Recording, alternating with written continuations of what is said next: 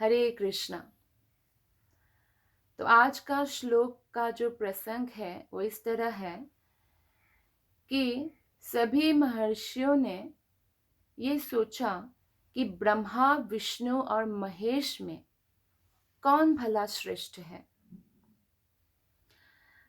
जैसे कि भगवत गीता में कृष्ण ने कहा है कि देवता और महर्षि गण भी मेरे से उत्पन्न हैं, तो वे लोग भी मुझे नहीं जान सकते हैं। तो महर्षि गण भी, हालांकि वो लोग आध्यात्मिक पथ पर है, लेकिन जब तक शुद्ध कृष्ण भक्ति नहीं करेगा कोई, तो कृष्ण को नहीं जान पाएगा। भक्त्या माम अभिजानाति। तो इसीलिए, क्योंकि महर्षि गण भी कृष्ण को परमेश्वर के रूप में नहीं जान पाते, तो उनके बीच में भी जो हमारे समाज में जो कंफ्यूजन होता है, वो कंफ्यूजन इवन महर्षि गण के बीच में भी होता है, देवताओं के बीच में भी होता है। तो फिर मनुष्य का क्या फिर स्थिति होगी।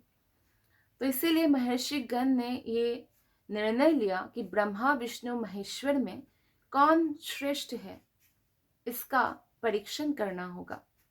इसके लिए उन लोगों ने भृगु मुनि को नियुक्त किया। तो भृगु मुनि सबसे पहले ब्रह्मा जी के पास जाते हैं। किसी भी व्यक्ति का महानता तब निर्णय होता है कि वो क्रोध पर कितना नियंत्रण पा सकता है, अर्थात उसका क्रोध मन में भी उत्पन्न नहीं होता जब प्रतिकूल परिस्थिति होता है। वो हमेशा सहनशील और समान दृष्टि रखने वाले होते हैं। तो जो व्यक्ति प्रतिकूल परिस्थिति में भी विचलित नहीं होता है, क्रोध नहीं आता है, उनको महान माना जाता है। तो भृगु मुनि ने सोचा कि वो इस प्रकार क्रोध व्यक्त करेंगे, जैसे किसी भी व्यक्ति के प्रति अगर क्रोध उसका प्रवोक करना है, जगाना है जैसे, तो बहुत तरीके से हो सकता है। हाथापाई करके, मारा मारी करके हो सकता है, या मुंह से कुछ अपशब्द बोलने से भी क्रोध उत्पन्न होता है। या कई बार हमें कोई व्यक्ति ना अपशब्द बोलते हैं ना हाथापाई करते हैं, लेकिन फिर भी क्रोध को जगा सकते हैं। अगर उसने आपको जानते हैं पर आपको ग्रीटिंग नहीं किया, जैसे एक व्यक्ति आपके बहुत अच्छे मित्र हैं और रास्ते में आप मिले, तो उन्होंने ना आपको हरे कृष्ण बोला, ना राम राम बोला, ना हाय हेलो बोला, ना मुस्कुराया, ना सर हिलाया, तो भी क्रोध आ सकता है। तो अभी सबसे कम क्रोध को जगाने वाला जो उपाय है वो है मन से अपराध करते हैं कई लोग, या अपशब्द बोलकर अपराध करते हैं, या हाथापाई करके। तो ये जो कथा है, इसमें ब्रह्मा जी के प्रति मन से भृगु मुनि अपराध करते हैं। ब्रह्मा के पुत्र है भृगु मुनि, फिर भी जब ब्रह्मा के पास गए, पिता को प्रणाम तक नहीं किया, ग्रीटिंग नहीं किया, जैसे एक पुत्र को करना चाहिए। और ब्रह्मा के पुत्र है तो कोई साधारण बालक तो है नहीं, तो इतना ब्रह्मा भी एक्सपेक्ट करते हैं कि मेरा पुत्र है, तो इतना व्यवहार तो उनको आना चाहिए। तो आज का जो श्लोक है, इसमें चौथा श्लोक में हम देखते हैं, बताया गया है कि स आत्मन्युत्थितं मन्युम् आत्मजायात्मना प्रभुः अशेषम् अद्यथा वहनिं स्वयुन्यावारिनात्मभुः। तो हालांकि ब्रह्मा जी को क्रोध आ रहा था अपने पुत्र के ऊपर कि मेरा पुत्र होकर भी ये पिता के प्रति जो यथोचित सम्मान प्रदर्शन करना चाहिए नहीं कर रहा है। हम भगवान श्री कृष्ण को देखते हैं, जब भी वो माता यशोदा से, माँ देवकी, वसुदेव से मिलते, यहाँ तक कि कुंती महारानी जो उनके परम भक्त है, और कुंती महारानी को ये भान भी है कि कृष्ण ही परम ईश्वर है। यशोदा मैया का जो बुद्धि है वो तो कृष्ण ने योग माया से ढक देते हैं बाल लीला के लिए, लेकिन कुंती को पता है। फिर भी कृष्ण हमेशा कुंती का भी चरण स्पर्श करते हैं, यशोदा मैया का, देवी की माता का। तो ये बड़ों का सम्मान करने का तरीका है और इससे हमें आशीर्वाद मिलता है। तो भृगु मुनि खैर वो तो महान विद्वान है, वो सब जानते हैं, लेकिन उनको अभी नियुक्त किया गया था ना किसी कारणवश, तो इसीलिए उन्होंने प्रणाम नहीं किया ब्रह्मा जी को। भृगु मुनि यहाँ पे मन से अपराध कर रहे हैं। शिव जी के सामने वो अपशब्द बोलकर अपराध करते हैं कि आप तो इतने भस्म लगाते हो, आप भूत पिशाच के साथ रहते हो, आप भी उनके जैसे हो गए, ये सब। और भगवान विष्णु को तो सीधा जब वो लक्ष्मी जी के सर पे, लक्ष्मी जी की मतलब गोदी में सर रखकर भगवान विष्णु सोते हैं, अपनी पत्नी की गोदी में सर रखकर सो रहे हैं, विश्राम कर रहे हैं, जगह नहीं है, फिर आके छाती में लात मारते हैं। एक्चुअली ये सब भगवान का ही प्लानिंग है, हम सबको सिखाने के लिए कि श्रेष्ठ कौन है। तो ब्रह्मा जी को बहुत क्रोध आया था लेकिन क्या किया ब्रह्मा जी ने, उनके हृदय के भीतर अपने पुत्र के प्रति जो क्रोध उठ रहा था, अपनी बुद्धि के प्रयोग से उसे दबा लिया। तो हमें भी जब भी क्रोध आए तो अपना बुद्धि का उपयोग करना चाहिए। तो हम यहाँ ब्रह्मा जी से सीखते हैं, अशी शमत, दमन कर लिया। रजोगुण के प्रभाव से ही क्रोध आता है। काम ऐशा क्रोध ऐशा रजोगुण समुद्भव, भगवत गीता। तो रजोगुण के प्रभाव से ही क्रोध आता है, रजोगुण के प्रभाव से ही स्त्री पुरुष का आकर्षण होता है। तो ब्रह्मा जी को अपॉइंट किया गया है एक्चुअली कृष्ण के द्वारा ही, वो रजोगुण का अवतार है। 3 गुणावतार है ना, तो कृष्ण से भगवान विष्णु सत्वगुण अवतार है, महेश्वर तमोगुण और ब्रह्मा जी रजोगुण। सृष्टि के लिए रजोगुण, संहार के लिए तमोगुण और पालन पोषण के लिए विष्णु सत्वगुण।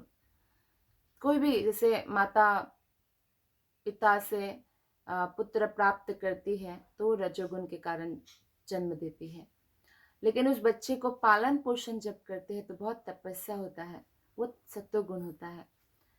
और अगर कोई बच्चों को संहार कर दे, ऐसा भी हो सकता है, जैसे कई माताएं जन्म देकर मार भी देते हैं कि लड़की पैदा हुई, तो ये तमोगुण है।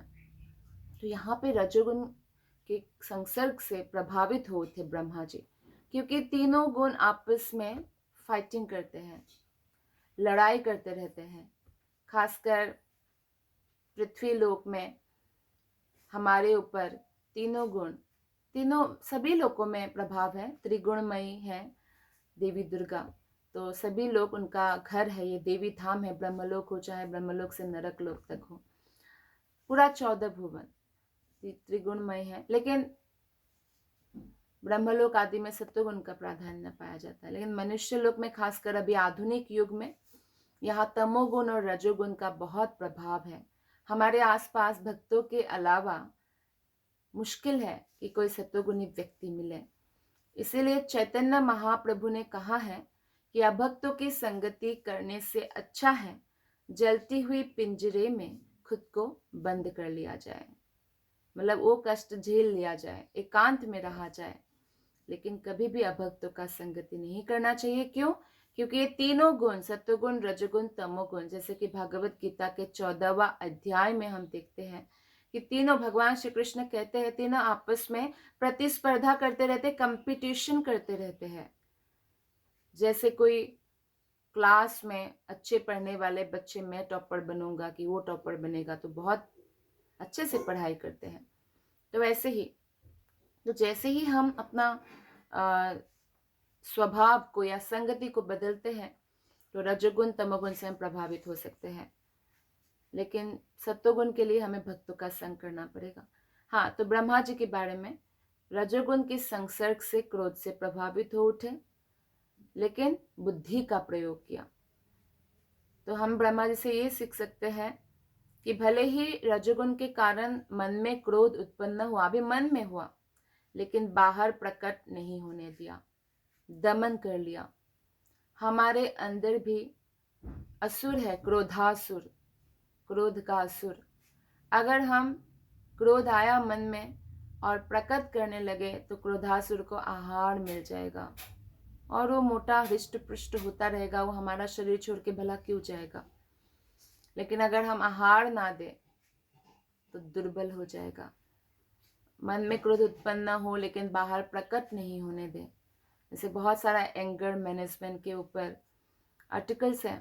कई लोग कहते हैं कि अगर भक्ति में नहीं भी है कि क्रोध आए तो आप उस स्थान को परित्याग कर दो, क्योंकि क्रोध बुद्धि को नष्ट कर देते हैं। क्रोध आए तो एक गिलास ठंडा पानी पी लो, लंबी लंबी सांस लो, तो एंगर मैनेजमेंट की बात है। लेकिन भक्ति में अगर क्रोध आए और भौतिक वस्तु के कारण क्रोध आए, भौतिक कामना के कारण अगर क्रोध आए, उसकी प्राप्ति नहीं होने पर, या किसी ने हमारा सम्मान नहीं किया, कृष्ण ने कहा है अमानित्वम, तो हमें मान की अपेक्षा करना ही नहीं है। अमानिना मान देना, चैतन्य महाप्रभु कहते हैं। किसी से मान की अपेक्षा हम रखेंगे, 100% क्रोध आएगा कि हाँ, उसकी हिम्मत कैसे हुई, उसने मुझे मान नहीं दिया, सम्मान नहीं दिया, तो ऐसे क्रोध आएगा। तो अगर ये सब है और इसकी वजह से क्रोध आ रहा है, तो मन में ही क्रोध को बुद्धि के प्रयोग से दबा लेना चाहिए। तो एक तो ये बात हम सीख सकते हैं। और दूसरी बात है, यहाँ पे ब्रह्मा जी ने ये सोचा कि ये तो मेरे ही पुत्र है, तो इसीलिए उन्होंने क्रोध को दबा लिया। जैसे कई बार माता को पुत्र के प्रति क्रोध आ सकता है, लेकिन माता समझ लेती है कि जैसा भी है मेरा ही तो बच्चा है, उसको मुझे सिखाना होगा, उसको मैं बहुत ज़्यादा क्रोध करके कुछ एक्सट्रीम वो नहीं कर सकती हूँ, मेरे साथ ही रहना है, मेरा पुत्र है। तो ब्रह्मा जी ने भी ऐसा ही जब अपराध किया था कृष्ण के प्रति, तो ब्रह्मा जी ने भी यही बात कृष्ण को कहा था। जब ब्रह्मा जी ने गाय बछड़े चुरा लिया था ना कृष्ण के, तो तब क्या हुआ, तब भगवान कृष्ण से वो जब क्षमा प्रार्थना करने गए थे, माफी मांगने गए थे, तो कृष्ण को बोला, हे कृष्ण, मैं आप ही का तो पुत्र हूँ। तो कृष्ण कहते हैं, आप तो भगवान विष्णु की नाभि कमल से उत्पन्न हो, आप मेरे पुत्र कैसे? तो ब्रह्मा जी कहते हैं, विष्णु भी तो आपसे ही विस्तार है, क्या नहीं है ऐसा? तो जब आपसे विस्तार है भगवान विष्णु का, तो मैं आपका पुत्र नहीं हूं क्या? कृपा करके अपना पुत्र समझकर मुझे माफ कर दीजिए कृष्ण। ऐसे माफी मांगते हैं। कहते हैं जैसे माता के गर्भ में बच्चा होता है और माता के पेट के अंदर लात मारता है, तो माता माफ कर देती है। यहाँ तक कि गोदी में भी होते बच्चा, कई बार माता को मुंह में लात मार देते हैं, नाखून से गाल नोच देते हैं, तो माता माफ कर देती है ना। तो बोलते हैं कि हम सब तो आपके अंदर ही है, कृपा करके माफ कर दीजिए। तो तब ऐसे माफी मांगते हैं। तो यहाँ पे ब्रह्मा जी ने अभी बुद्धि का प्रयोग किया और क्रोध को दबा लिया। तो वो सबसे विद्वान है इस हमारे ब्रह्मांड में। अगर हम देखें, सबसे बुद्धिमान, सबसे विद्वान कौन है? ब्रह्मा जी है। तो इसलिए वो विवेकपूर्ण आत्म परीक्षण द्वारा नियंत्रण कर सकते हैं। और ब्रह्मा जी हमेशा भगवान श्री कृष्ण की सेवा में रहते हैं, सृष्टि का कार्य करते हैं। हाँ, वो रजोगुण है, लेकिन हमेशा कृष्ण के प्रति ध्यान रखते हैं, और इसीलिए वो क्रोध को नियंत्रण कर पाए। तो अगर हम भी क्रोध को नियंत्रण करना चाहें, तो हमें हमेशा कृष्ण के ऊपर ध्यान रहना चाहिए। प्रेम भक्ति चंद्रिका में नरोत्तम दास ठाकुर जी कहते हैं, कृष्ण सेवा कामार्पणे क्रोधा भक्ता द्वेषी जाने।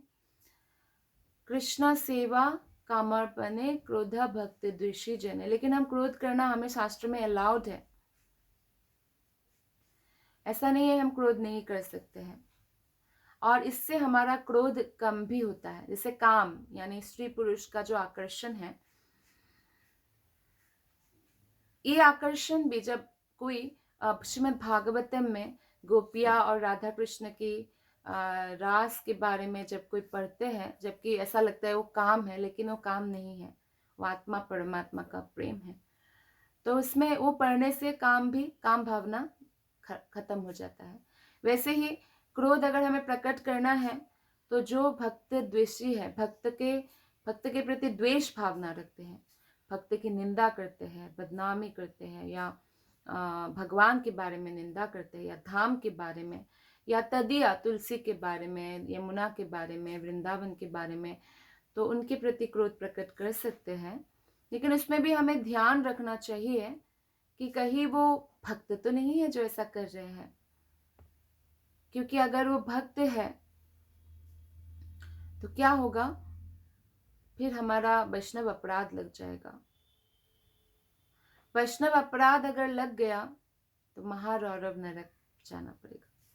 तो अगर भक्त ऐसा करने का शुरू करे कि भक्त ही किसी भक्त के बारे में निंदा कर रहे हैं, तो उस स्थान को तुरंत परित्याग करे, चाहे उसके लिए कुछ भी करना पड़े, क्योंकि वैष्णव अपराध से बचना अत्यंत आवश्यक है। तो इसीलिए क्रोध का प्रयोग करके हनुमान जी रावण पर क्रोध का प्रयोग किया, लंका जलाया, और महान भक्त राम का कहलाने लगे। ऐसा नहीं कि उनको क्रोध आया तो जैसे पागल हो जाते कुछ लोग क्रोध में, ऐसे नहीं हनुमान जी के साथ हुआ। वो नियंत्रण में क्रोध किया, भक्त द्वेषी और राम के द्वेषी रावण पर। ऐसा नहीं कि राम के अशोक वाटिका भी जला दिया, सीता मैया भी जल गए, ऐसा नहीं किया कुछ भी। दूसरे लोग तो सब कुछ जला देते, भस्म कर देते। ऐसा नहीं किया कि राम जी को रिपोर्ट करे कि वो मुझे बहुत क्रोध आया था, मैंने सब कुछ जला दिया, आप सीता मैया को कहाँ लेने जाएंगे, अशोक वाटिका भी जल गई। ऐसा नहीं किया उन्होंने विभीषण का घर नहीं जलाया क्योंकि वो राम भक्त है, अशोक वाटिका नहीं जलाया। तो इस तरह से क्रोध पर भक्त नियंत्रण करते हुए भी क्रोध का प्रकट करते हैं। और जैसे कि अर्जुन को कृष्ण ने कहा, उत्तिष्ठ अर्जुन, उठो, युद्ध करो, खड़े हो। अर्जुन को क्रोध भी दिलाया कृष्ण ने, क्योंकि क्रोध के बिना युद्ध करना क्षत्रिय के लिए असंभव है।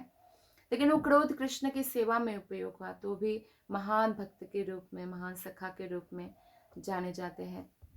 चैतन्य महाप्रभु ने भी क्रोध का प्रयोग किया जब नित्यानंद प्रभु को जगाए मधाय नामक दो आसुरिक व्यक्ति, ब्राह्मण कुल में जन्म हुआ लेकिन आसुरिक व्यक्ति थे, वो लोग मारकर खून लहूलुहान कर दिया था। तब चैतन्य महाप्रभु ने चक्र उठा लिया था। तो ये क्रोध का उपयोग सही है, इससे हमारा क्रोध एक्चुअली शांत हो जाता है। लेकिन इसका मतलब ये नहीं कि ऐसे भक्त द्वेषी हम ढूंढते फिरे और लड़ाई झगड़ा करते रहे, ऐसा भी नहीं है। अगर परिस्थिति वश ऐसा हुआ तब।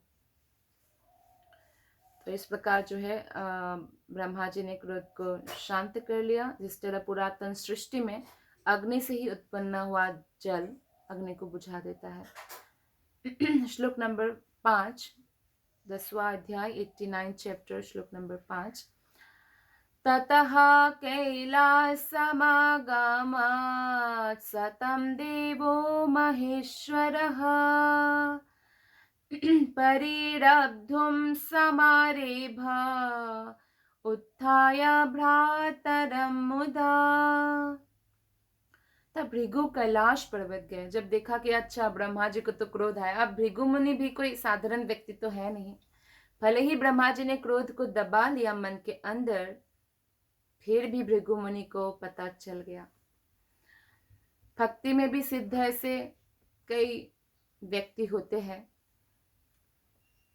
तो सबको पता होता है कि मन में क्या चल रहा है, लेकिन बताते नहीं है। और अब भृगु मुनि जो है कैलाश पर्वत गए। वहां पर शिवजी उठ खड़े हुए अपने भाई को देखकर और प्रसन्नता पूर्वक वो भाई को आलिंगन करने के लिए आगे बढ़े। क्योंकि वैदिक सभ्यता में अपने परिवार के सदस्यों को उचित रीति से स्वागत करना चाहिए। हम देखते हैं कि किस प्रकार द्वारकावासी जब कृष्णा कुरुक्षेत्र के रण से, हस्तिनापुर से इतना लंबे समय के बाद द्वारका वापस आते हैं। द्वारकावासी के लिए तो कृष्णा अपने हैं। एक बार जब गुरु महाराज हमें लेके गए थे द्वारका, तो वहाँ पे हम लोग भगवत गीता बुक्स आदि डिस्ट्रीब्यूट कर रहे थे। तो हमें पूछ रहे थे आप लोग कहाँ से आए हैं। तो हम लोग अलग अलग जगह से थे भारत के। तो कोई दिल्ली के, तो कोई बनारस के, तो कोई अलीगढ़ के, तो ऐसे थे। तो हम क्या बोलते, हम मैं सोच रही थी कि क्या बोलेगा, कि हम 3-4 माता जी का ग्रुप था, ऐसे हम बुक डिस्ट्रीब्यूट कर रहे थे। तो कहाँ से है ऐसे पूछा, तो हमने कुछ बोला नहीं, तो बोलता मथुरा से हो क्या। तो हमने कहा हाँ यस यस, क्योंकि मथुरा वृंदावन से तो सभी भक्त होते हैं। तो उन्होंने कहा कृष्ण तो गुजराती छे। अरे कृष्ण तो गुजराती है, ऐसे बोलते हैं गुजराती छे।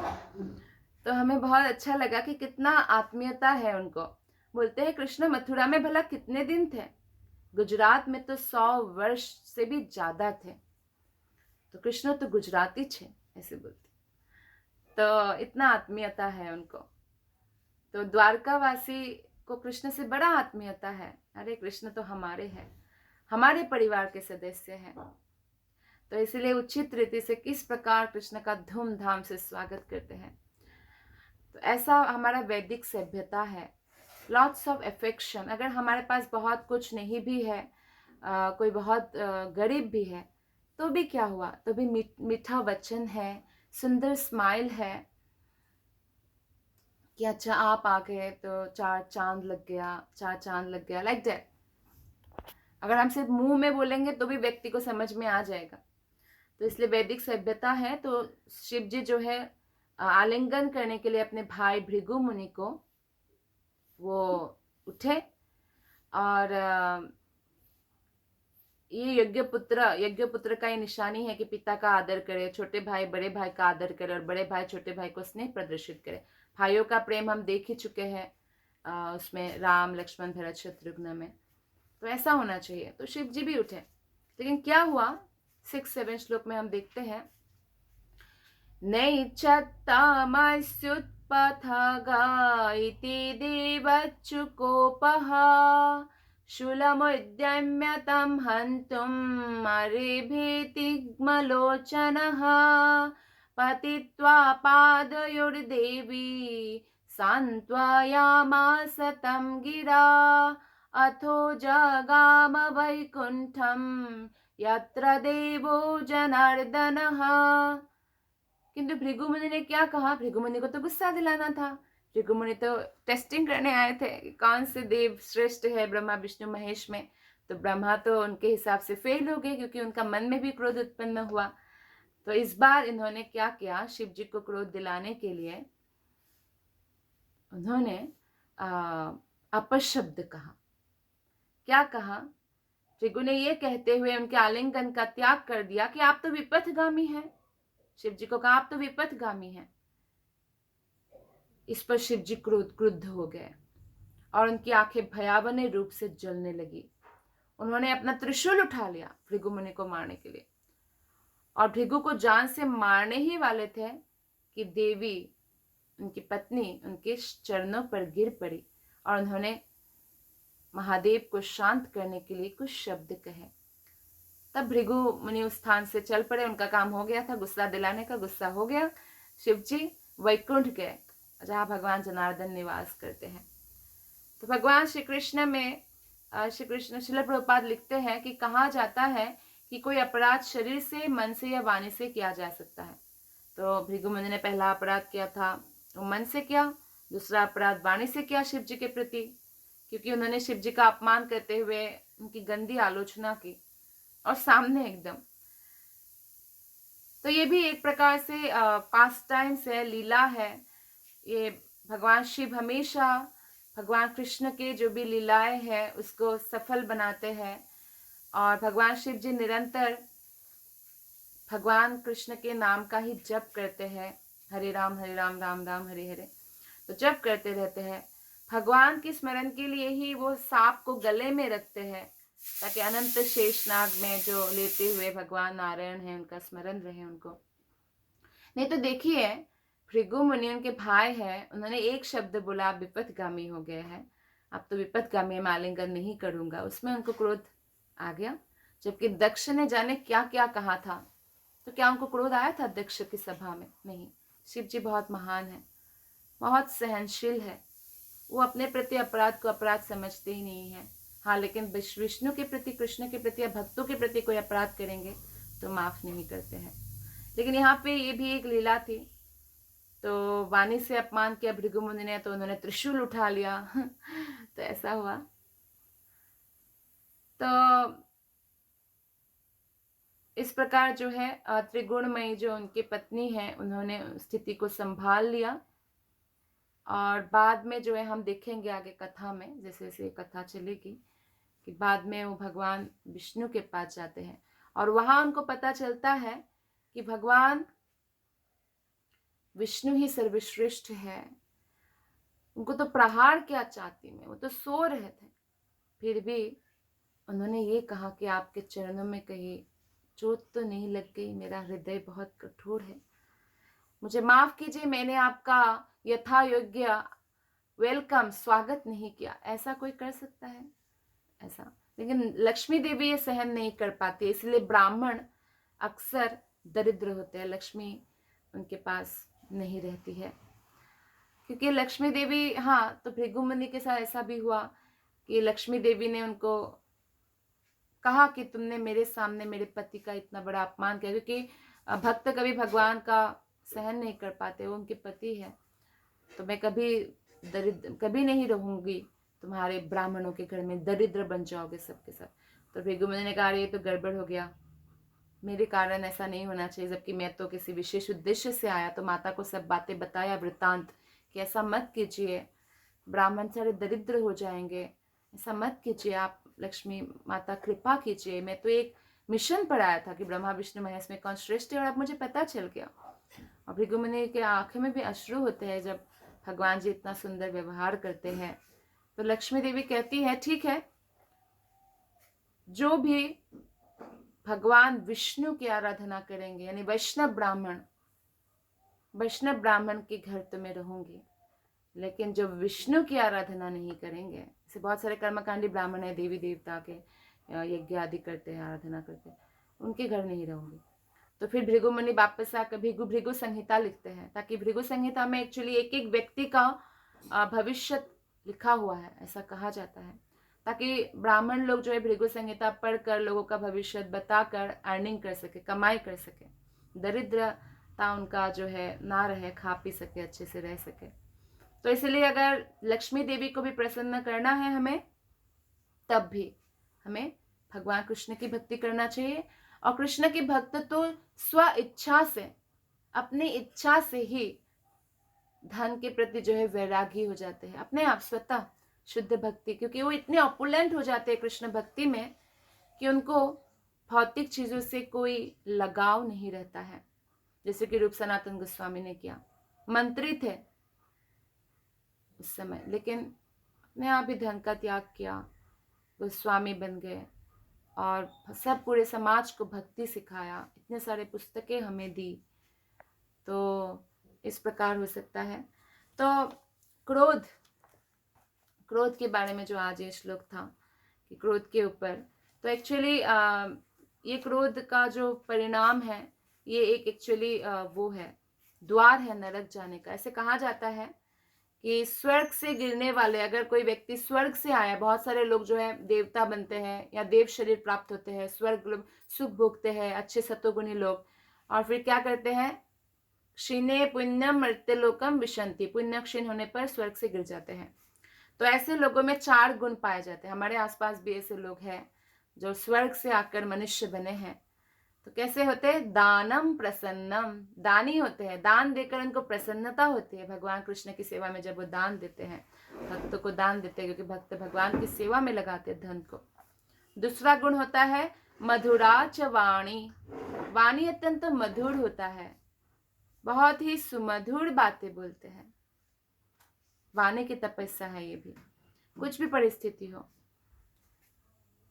तीसरा होता है सुराचरम, देवता का भजन करते हैं, यानी देवलोक से आए हैं तो देवता का भजन करते हैं। अब बहुत सारे लोगों को ये भाग्य भी होता है कि भगवान का भजन करते हैं, कृष्ण का भजन करते हैं। और चौथा गुण होता है ब्राह्मणम तर्पणम, ब्राह्मण को प्रसन्न रखते हैं। ब्राह्मण के प्रति बहुत श्रद्धा की, आदर की भावना होती है। स्वर्ग से गिरने वाले का गुण है। नरक से गिरने वाला क्या, नरक में जब उसको पनिशमेंट हो जाता है, जेल हो जाता है, फिर उसको फिर से पृथ्वी में आना होता है। तो नरक से आने वाले जो व्यक्ति होते हैं उसके साथ होता है, पहला दुर्गुण होता है विरोधिता बंधु जनेषु नित्यम, अपने ही परिवार वालों से रोज लड़ाई करते हैं ऐसे लोग। ये लक्षण होता है नरक से आने का। सरोगता रोग, हमेशा रोगी रहता है। तीसरा नीच गतेषु सेवा, नीच लोगों की संगति, नीच लोगों की सेवा। वो भगवान की सेवा नहीं करते या देवता भी नहीं सेवा करते, वो कुत्तों की सेवा करेंगे, बिल्ली की सेवा करेंगे, या जो व्यक्ति शराब पीते हैं, अवैध यौन संबंध करते हैं, ऐसे नीच लोगों की सेवा करेंगे। चौथा, उनकी वाणी बहुत कड़वा होता है, बहुत कड़वा, आपको उनसे लेकिन इनके पास में क्यों हो, ऐसे कड़वा वाणी बोलते हैं। तो ये लक्षण होते हैं। तो हमें इन लक्षणों को अगर नहीं प्राप्त करना है तो हमें भगवान श्री कृष्ण की सेवा में निरंतर लगे रहना है, और इस प्रकार हम भी क्रोध के ऊपर विजय प्राप्त कर सकते हैं। Thank you very much. Hare Krishna.